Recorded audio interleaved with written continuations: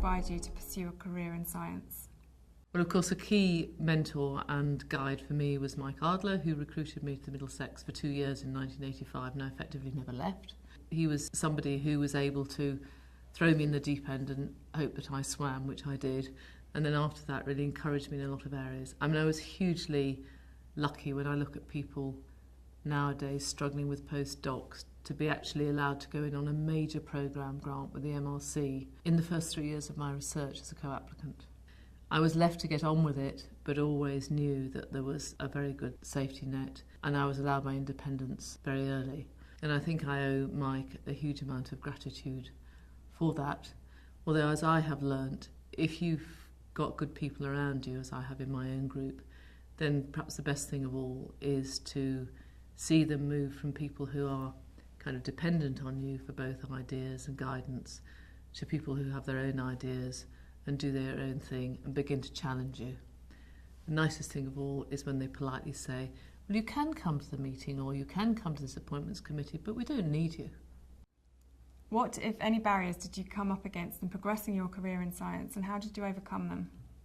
I think the biggest difficulty was persuading others that it was okay for me to go into an academic career and not to be drawn into following an entirely service public health career. I was very clear I wanted to go into research. The next barrier, I think, had a lot of support from male and female mentors, which I think everybody needs. What became more difficult was the moment of really moving up in terms of the kind of management hierarchy. I was already a group lead, but there was a point at which it became clear to me that I wasn't going to progress without leaving the department that I was in, because there was a sense that if you stay in the same group, it's very difficult to move up into a leadership position. And maybe I experienced a little bit of sexism at that point. I was lucky, however, to be offered an established chair in a different department at UCL, and that really made a great big change to my life, because I became head of department and then head of division and was able to look much broadly at science strategy, which I greatly enjoy. Did you feel that you had to sacrifice anything for your career? I think that's a question that gets asked of women. I would like to see it also asked of men, as I think you know from my lecture today. I suppose looking back, it would have been good to have had a little bit more time at home when I had very young children. They grow up incredibly quickly, and I think you have to make time, everybody has to make time to enjoy them. And science careers, and indeed careers in clinical science, are very demanding. How much of your time they demand is partly an aspect of your own efficiency in focusing on what you want to do. But it's very difficult not to have science occupying your mind, even when you're kind of doing the shopping or pushing a pram around the park or whatever it is that you're doing outside of your work. And I think that is actually part of the creativity, and you just have to accept it. And what advice would you give to junior researchers embarking on a career in science?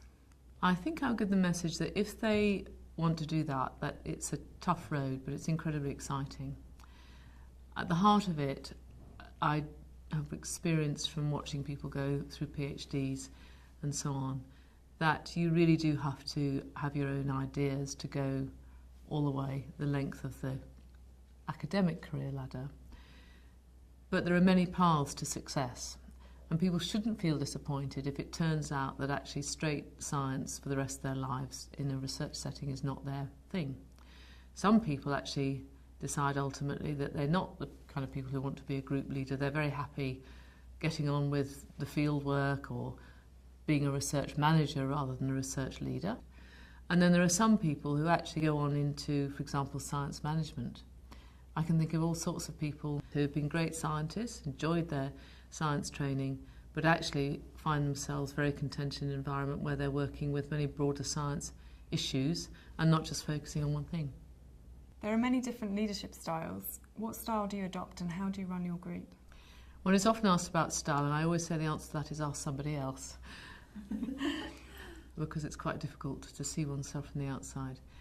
I've always encouraged people to be imaginative and to develop their own ideas. I do try to do that. I'm very keen that they have their own independence. That doesn't mean that I don't interfere, because I know that I do.